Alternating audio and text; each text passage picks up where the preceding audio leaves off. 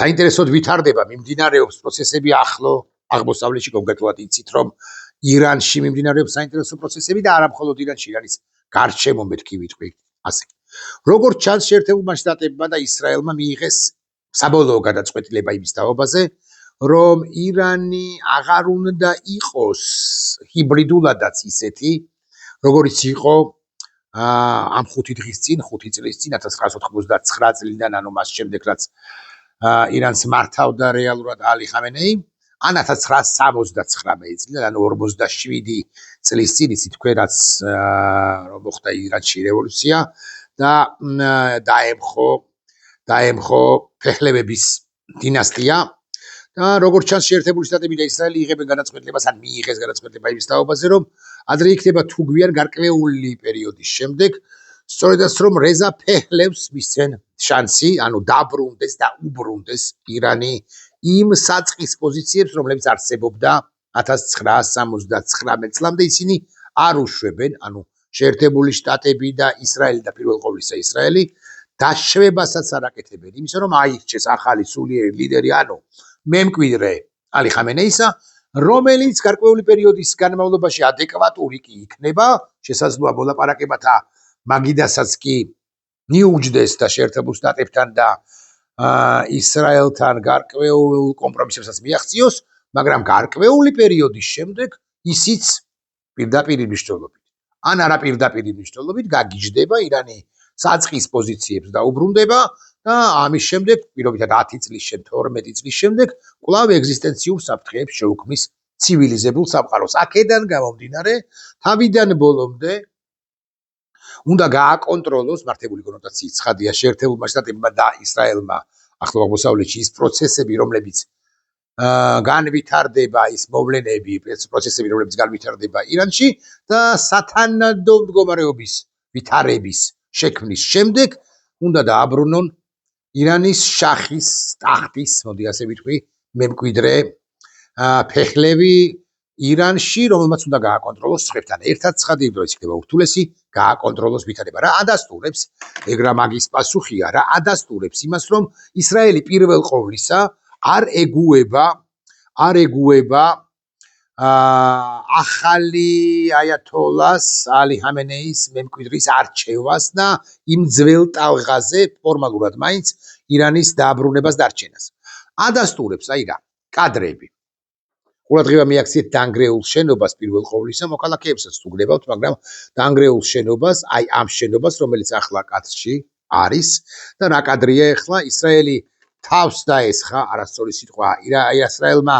იერიში მიიტანა 88 იმ წევრზე, როდესაც ისინი ახალი უზენაესი ლიდერის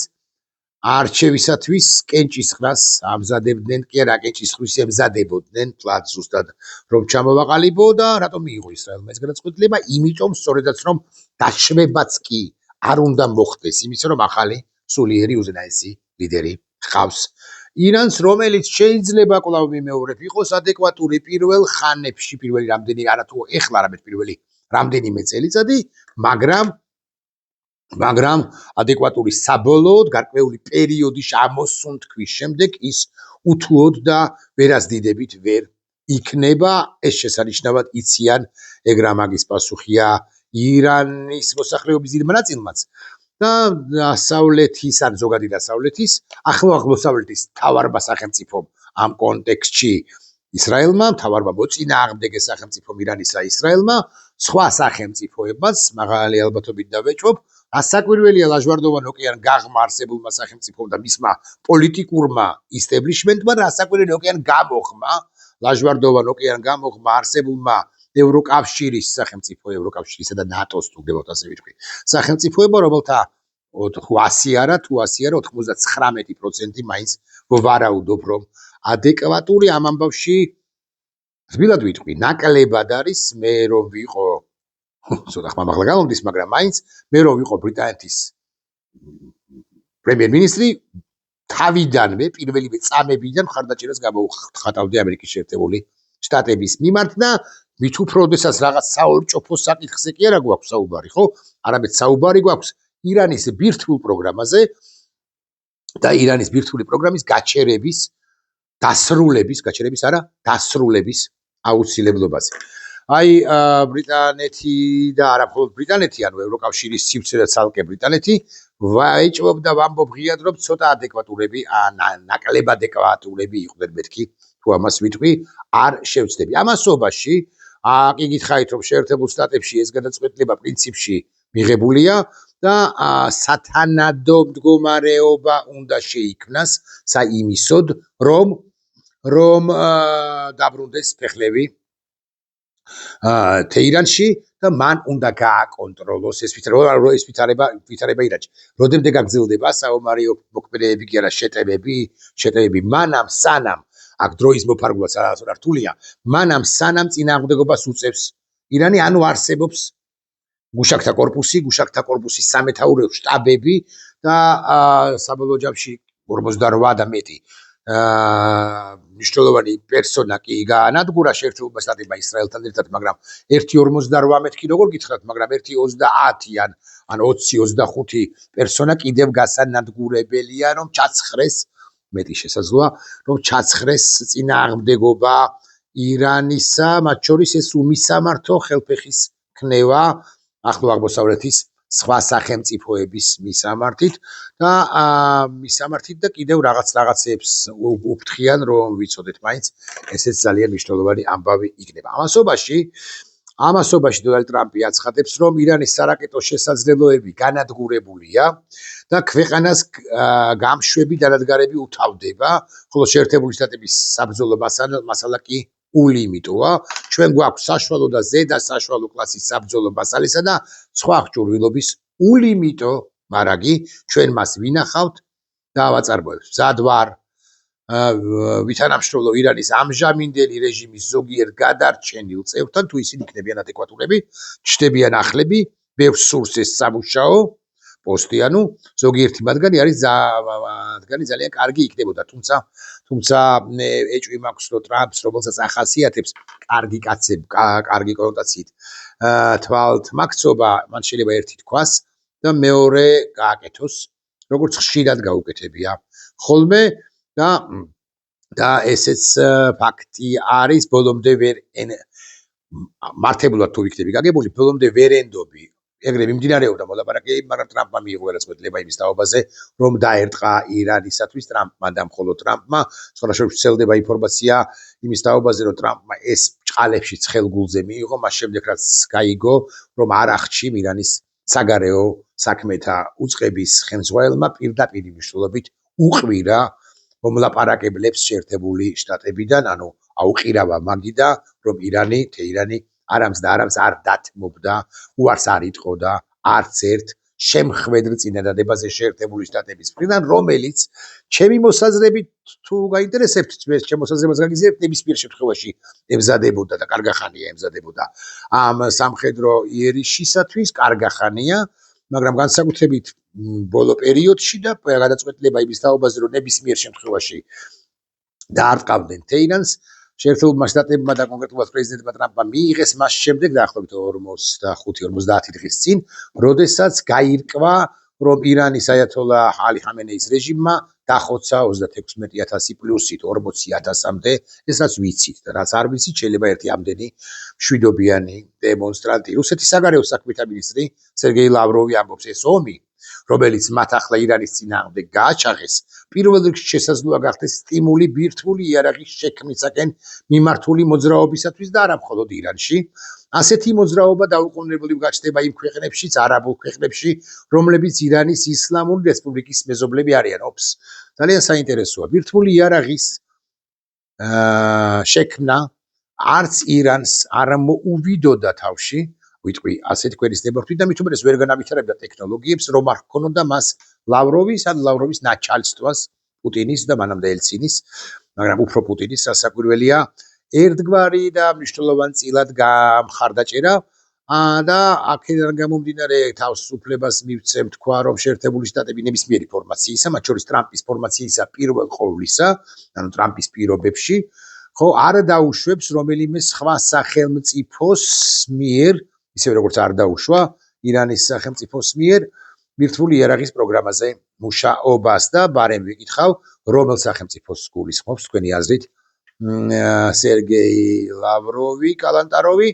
რომელიც ლოთი არ არის მედვედევის საგანგანცხოვებით, ამ უკანასკნელს ხოშვის თქვა საოცარი რამ, ეხლა ჩვენო მე ვიღებ ამ გადაწყვეტილებასო, საგეცინება ცოტა კაც და ფინეთს ნახეთ რა უკნაო, ოღონდ გარწმუნებთ რომ ფინეთს რუსეთი ვერავის ვერ ერევა იდეაში. მაგრამ ვერ მოერევა მით უფრო ნატოს წევრ სახელმწიფო ფინეთს, იმიტომ რომ მეორე ფრონტის გახსნის შემთხვევაში რუსეთს ადამიანური რესურსიც კი ახოცავს და ახოცავს საკუთარ საზარბაზნე ხორცს უკრაინაში ფრონტის ხაზზე, ომის ხაზზე და ასე ცდილობს ფონს გასვლას და ფრონტის შენარჩუნებას, მაგრამ აი მეორე ფრონტი თუ გახსნის საკუთარი ჩრდილოეთი მიმართულებით, ხო, არაფერი პრაქტიკულად მით უფრო ნატოს წინააღმდეგ თუ გახსნის არაფერი გამოუვა მეთქი ამას ვიტყვი. ისევ ლავროვი ამიტომ პარადოქსულია, რომ გაცხადებულმა კეთილშობილურმა მიზანმა ომის დაწყებამ იმისათვის, რომ არ მოხდეს ბირთვული იარაღის გავრცელება, შესაძლოა სრულიად საპირისპირო ტენდენციების სტიმულირება მოახდინოს. როგორ შევეჯიბრო ახლა მე ლავროვს, ცოდნე კაც გულახდილები ვიქნებით, მაგრამ ცოდნეს და იმპერიალისტს მეორე მხრივ, როგორ შევეჯიბრო და მეტი ინფორმაცია აქვს ცხადია მას, მაგრამ ანალიზი არის სწორედაც რომ რუსეთისთვის სასარგებლო. ამაზე გამახსენდა ერთი რამ და თუ მოვახერხებ ვილაპარაკებ იმაზეც რა გამახსენდა, მაგრამ მანამდე ისევ და ისევ ლავროვი შეერთებული შტატების ქმედებებმა შესაძლოა აიძულოს ირანი ბირთვული იარაღის შექმნის გზას დაადგეს. მე აკითხა ის ცოტა რა ადეკვატურები არიან, მეთქი როგორღა უნდა დაადგეს ირანი რა ქვია იმას ბირთვული იარაღის შექმნის გზას. ირანის საჰაერო თავდაცვა, სამხედრო საჰაერო ძალები, სამხედრო საზღვაო ფლოტი და ხელმძღვანელობა განადგურებულია, ამას ამბობს რამბი, თუმცა ბევრ განწავიკითხე და ეს ასეც არის, რომ კიდე 20-30 სამხედრო პოლიტიკური ხელმძღვანელის განადგურება სჭირდება შეერთებულ შტატებს და მერე კიდევ რაღაცა პატარ-პატარა აფეთქებების ჩაქრობა, დაწყნარება ვითარებისა, რომ დასტაბილურდეს ვითარება ახლო აღმოსავლეთში. ახლა ზელენსკის ხსენება სულ არ მინდოდა, მაგრამ მაინც ვახსენებ, ზელენსკი ამბობს, რუსეთი უკრაინის წინააღმდეგ მარტის თვის შეტევების დაწყებას ვერ შეძლებს, აკე ფინეთს ურტყავო მედვედევი ამბობს და ზელენსკი ამბობს, რომ ვერ შეძლებს. ოპერაცია 2025 წლის ბოლოსთვის არსებულ სამხედრო შედეგებზე იყო გამოკიდებული, თუმცა მოსკოვის გათვლები არ გამართლა, ეს miscalculation ვერ გათვლა. ხო, მოსკოვს ახასიათებს უკვე ამ ომის კონტექსტში უკვე 4 წელიწადია, ხო, მას კლავაც გონია, რომ вторая არმია ხავს მსოფლიოში, რეალურად ხავს 26-я არმია. მერე არ დავცინი, უბრალოდ ფაქტი ჯიუტია. რისი თქმა მინდა კიდევ და მე მინდა გავიხსენო ერთი განცხადება. ავტორი ამ განცხადებისა ჩვენი კონტექსტისთვის მნიშვნელოვანი პერსონა ბიზინა ივანიშვილი 2024 წლის განცხადება, რასაც ის ამბობს, რასაც გაჩვენებ, წარმოგიდგენთ ახლა, პრინციპში ყველაფერი მრავალწერტილი დავსვათ ახლა და მართალია, სწორი ანალიზია ბიზინა ივანიშვილისა, რომელიც მან გააკეთა, იგითხარით 2 წლის წინ და ახლად არც კი წელიწადნახევრის წინ. მაგრამ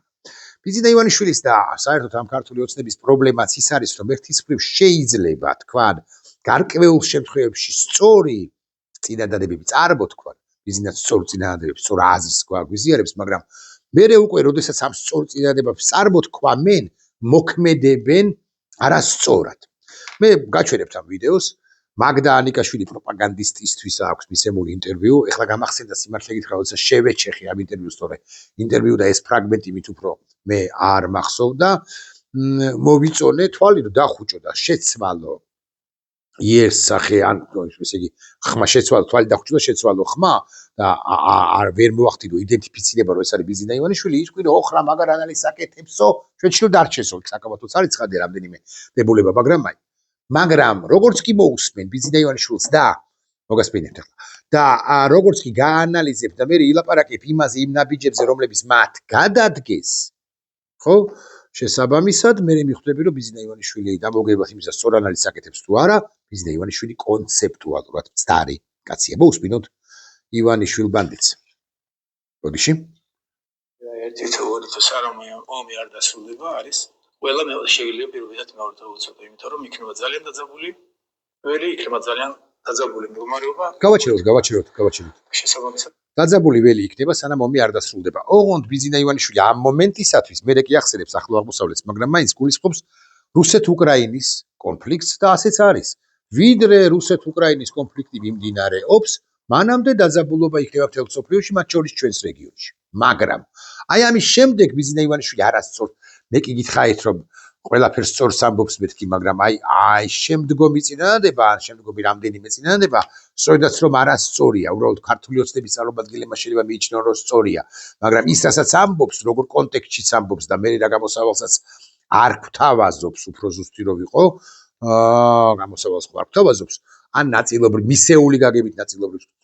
გამოსავალს გვთავაზობს ის არის სწორედაც რომ არასწორთა შორის არასწორი მოусმინო მათემ ძალიან დიდი სიფრთხილე აი ეს არის ერთადი საფრთხე ისთვისაც საზოგადოება უნდა იყოს ვიზრად ამიტომაც არ გვაქვს არანაირი გადაცდომის ელემენტარული რესურსი რესურსი ხო უფლება უფრო ზუსტი რომ ვიყო ბატონ ივანიშვილს უნდა შეუსწროთ გადაცდომის არასწორი პოლიტიკის წარმოების არანაირი ეს ავიღოთ საფუძვლად არანაირი რესურსია თუ უფლება რასაკვირველი არ აქვს მაგრამ ამბავიც ის არის რომ უკვე შემდგომ 24 წელია და 22 წლიდან და გაცილებით მანამდელი პერიოდიდანაც ბიზინა ივანიშვილი სწორედაც რომ გადაცდომაზე ამატებს შეცდომას უმატებს და ყოველ შემდგომ ნაბიჯზე გეოპოლიტიკურ გეოსტრატეგიულ ტაქტიკურ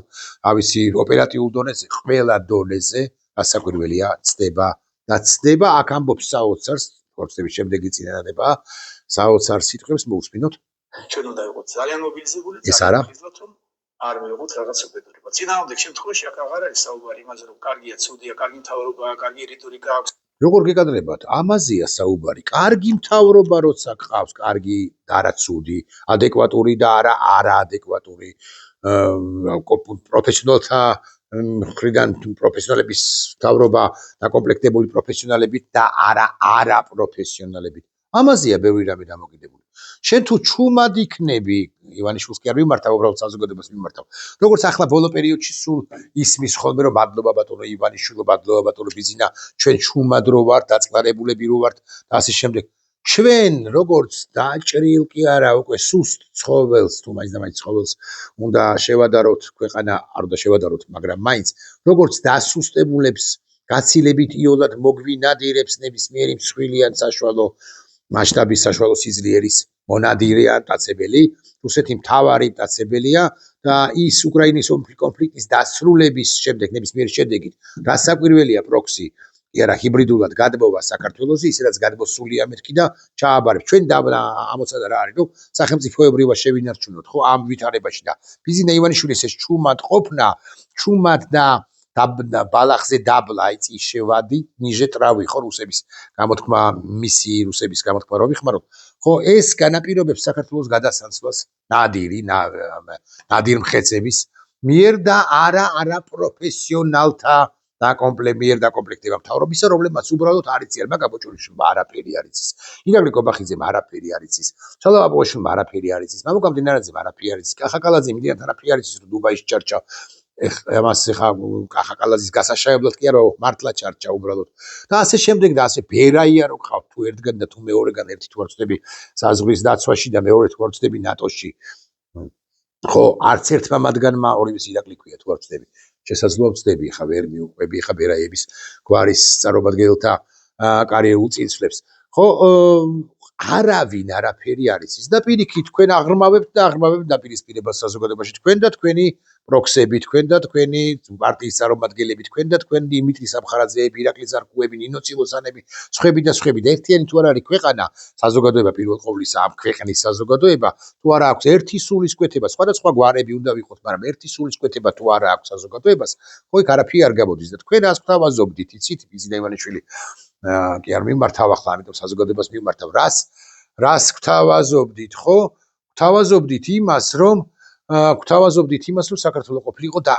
გვთავაზობთ ახლა რომ საზოგადოება იყოს დაჩმორებული ქვეყანა იყოს დაჩმორებული და გაიგოთ უნდა რომ როგორც კი დაჩმორებულია ქვეყანა როგორც კი ამოსუნთქვის შესაძლებლობა მიეცემა რომელიმე მსხვილ მოთამაშეს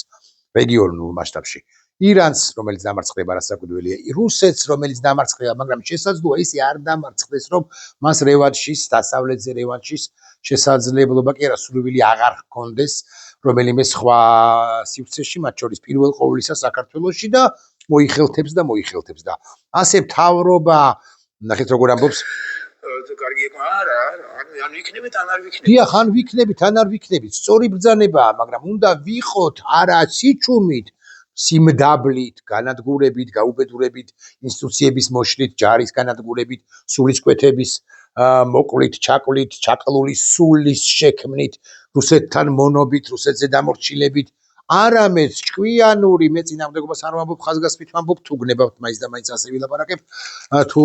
მაინც და მაინც გაღიზიანებთ სიტყვა წინააღმდეგობა, ჭკვიანური პოლიტიკით და ჭკვიანური პოლიტიკა არ არის, რასაც სჩადის საქართველოს დე-ფაქტო ხელისუფლება, ჭკვიანური პოლიტიკა იქნებოდა მკვეთრი, ან ნაწილობრივ მკვეთრი, მაგრამ უფრო მკვეთრი პროდასავლური განცხადებების გაკეთება, პროუკრაინული განცხადებების გაკეთება, სიკეთის მხარეს ყოფნა და არა ორ დროშობანა, ორ ტაკოობანა, ბოდის ვიხდი და ორ ტაკოობანას ვინჩივის, ორ ტაკოობანასაც არა ორ ტაკოიანი იყო ედუარდ შევარდნაძე და ორ დუნდულიანი, ბოდის ვიხდი, რომ თქვათ ესეთი არაკულტურული სიტყვები არ წარმოვთქვათ ახლა, ხო? და ორ დუნდულიანი იყო ედუარდ შევარდნაძე, რომელიც კარგად ან საუკეთესოდ აბალანსებდა, მაგრამ აი თქვენ ხართ ცალდუნდულიანი და ცალი დუნდული ჩამოდეთ სწორედაც რომ არადემოკრატიული და კაცობრიობის მტერი სახელმწიფოების სკამზე თუ სავარძლებზე ეს არის მნიშვნელოვანი კიდევ მოусმინოთ ამ ბანდიტ კაცს რომელიც ვერ უზრუნველყოფს ჩვენს ქვეყანაში ეს ხაზგასმით უნდა უთხრა მაყურებელს ხო ვერ უზრუნველყოფს ვერც მშვიდობას ვერც შიდა მშვიდობას ერთი ჯგუფი მეორე ჯგუფს უპირისპირდება ერთი მოქალაქეების ერთი დიდი ნაწილი მეორე დიდ ნაწილს უპირისპირდება ანუ უბსკრულია ანუ სამოქალაქო ომის დაპირისპირების ორთაბრძოლის წკიპზე ვდგავართ მე არ ვამბობ რომ რომელიმე ჩვენგანი აიღებს იარაღს და გოგა ხაინდრავას ესვრის, მაგრამ გოგა ხაინდრავა რომ არ ესვრის, ამაში დარწმუნებული არა ვარ გულახდილად გეტყვით, იმიტომ რომ გოგა ხაინდრავას აქვს ზურგი საქართველოს დე-ფაქტო ხელისუფლებისა და კითხვა მაქვს ივანიშვილთან თუსხებთან რა არ უსვლია? სამოქალაქო დაპირისპირებად რომ ნათლავს 91-92 წლების მოვლენებს სახელმწიფო გადატრიალება არ მოუწყვია? აფხაზეთში მაიმუნობები არ ჩაუდენია და არა მხოლოდ გოგა ხაინდრავას, არამედ მისი მომხრეების, ბიზნეს მომხრეების მნიშვნელოვან გარკვეულ ნაწილსაც, მათ შორის ვეტერანთა დეპარტამენტი მოვიკითხოთ პირდაპირ მნიშვნელობით და არა მხოლოდ ვეტერანთა დეპარტამენტი და ისინიც მოვიკითხოთ, რომლებიც სულაც არ მოსწრებიან აფხაზეთის ომს, ან რაღაც 90-იანი წლების ბანდიტურ თბილისს, ბათუმსა თუ ქუთაისსა თუ ბათუმს ნაკლებად, იმიტომ რომ ასლანაბაშიძე კიდე რაღაცებს ახერხებდა ხოლმე, ოღონდ არ ვაქერთ ცხადია, ზუგდიდს, ქუთაისს, თელავს, თბილისს თუ, რა ვიცი, გორს თუ, რა ვიცი, წალენჯიხას პირობითად ვლაპარაკობ ხო, მაგრამ აი ეს ბანდიტური დაჯგუფებები, მალადნიაკები უკაცრავად, ანუ ახალგაზრდათაობა არ არის, აქ უბან არ დაძრწია, როგორც ჯიბგირები, ისე შედარებით მათთან შედარებით არაჯიბგირები და რაღაც ორგანიზებული, სტრუქტურიზებული კრიმინალური მინი თუ მაქსი ორგანიზაციები, არასწორი სიტყვა, რაღაცა მაფიოზური დაჯგუფებების წარმომადგენლები და ეს ღუპავს ქვეყანას და არა ეს ბრტყელი სიტყვები ბიზინა ივანიშვილისა არავის არ აინტერესებს ესეც ღუპავს ცხადია ბიზინა ივანიშვილის ბრტყელი სიტყვები და მნიშვნელოვანი ესეც არის და ისიც ამის თქმა მინდა აი ეს არის აი ეს საფრთხებულის ამავდროულად თქვენ იცით რომ ახლო აღმოსავლეთშიც სოდნია კაც რომ ახლო აღმოსავლეთში რაღაცეები ხდება რაღაცეები მოხდება 2024 წლის ინტერვიუ აგიგითხარით და იქაც არ არის მარტივი სიტუაცია, ისიც არ არის ჩვენგან ძალიან შორს. აბსოლუტურად ვეთანხმებით, გამიწევია ხელს. და რომ არ არის შორს, ამიტომაც თქვენ უნდა მათ შორის საიმიგრაციო პოლიტიკა, უნდა ჩამოგეყალიბებინათ არა ისე როგორც ახლა ჩამოვაყალიბეთ.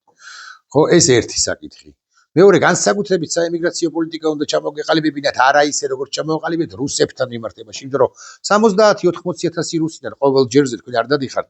არა თუ რუსთაველის გამზირზე, არამედ ჭორბილის ორღობეშიც კი, მაგრამ და ჭორბილის ორღობეში რომ დადიოდეთ, იქ რუსები ალბათ არ შეხვდებიან. მაგრამ აი მაგალითად რა ვიცი, ახალციხეში აბასთუმნიდან არ ჩადიხართ. იქაც კი უამრავი რუსი არ. თქვენ გიხარიათ ბიზინა ივანიშვილს უხარია რომ ამდენი რუსია, მას გონია რომ რაღაცა 1300-1400 დოლარს ტოვებს საშუალოდ ერთი ტურისტი რუსეთიდან, ხო,